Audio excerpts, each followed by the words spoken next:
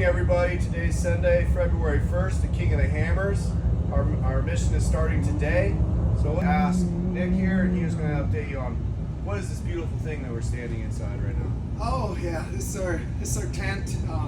We got here, me and Brad rode with me from Wisconsin, and we got here and we started unpacking and putting this up right away. And everything was going just great until we realized we didn't have the zipper.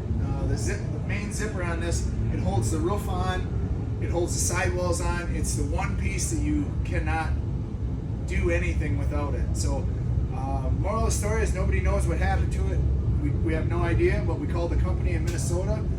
They dropped what they were doing instantly, made one instantly, and sent it in one day. And believe it or not, it got here in one day. The problem is this place is such a big outfit and they have so much going on. It took 3 days for us to find it.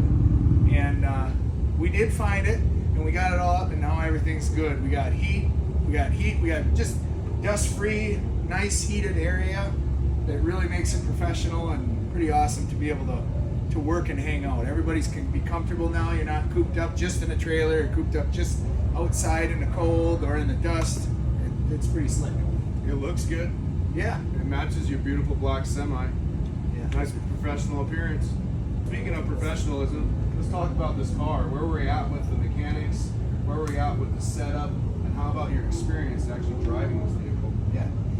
The car's like 95% right now. I mean, they've had this thing down to bare frame and everything, but they got it all amazing. The car has a massive turbo on it. It makes a ton of horsepower. But what we want to do is we want to take away a lot of that horsepower, and we want to make the car reliable.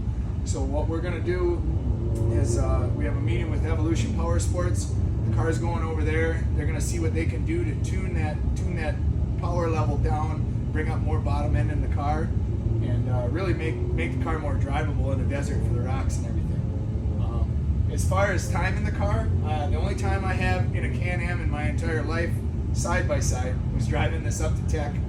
I drove it up there and I drove it back. That was it. So today we're gonna do a bunch of pre-running. That's the plan. As soon as it comes back from Evolution, whatever it is, and we're gonna pre-run the heck out of it and have a bunch of fun, learn the course. The qualifying course is only 1.5 miles, so really, if I get 5 laps on that, that'll be a home run for me to feel very confident. So today is Sunday, right? Yeah, Sunday. So tomorrow at 2 p.m. Monday at 2 p.m. is the race, or a qualifying race. So if you tune in to King of Hammers on YouTube, you can watch our qualifying race live there and see how well we did with all this. So we qualifying being the later step of that, but what are some of the things that we're trying to understand at our qualifying efforts today? Considering we have a stock tank and this big turbo, we don't know the mileage. Yeah. So we have to get out there, we have to run a full tank through it so we can understand how many miles can we get and where can we set up our pit stops.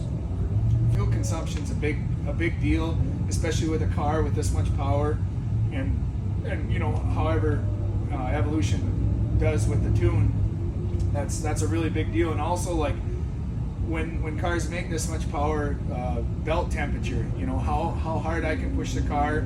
It does have a belt temperature gauge, but all those things matter with you're trying to judge, you know. And then being that I'm used to larger cars, you know, rock bouncers and then 4-seater side-by-sides, that's where I have my experience in. Well, those rock bouncer is one extreme where you can push them extremely hard and they'll handle it, and in a 4-seater side-by-side's a whole other way where you can't push them hard at all. The whole car just self-destructs very easily. So we're trying to fit that, trying to drive this and understand this and where we fit in that medium area with it, with reliability. So I'll say I have 0 experiences as a co-pilot at King of the Hammers. The only experience I have as a co-pilot is a passenger princess or the second-hand driver. So I am going to be doing a training tonight, and also today while pre-running, I'm going to be out there really trying to get some practice on that. I've looked at the course on Onyx F Road, but really the Lawrence training from 5 to 7, and then our driver's meeting at 7 o'clock. That's going to get us set for tomorrow's qualifying race.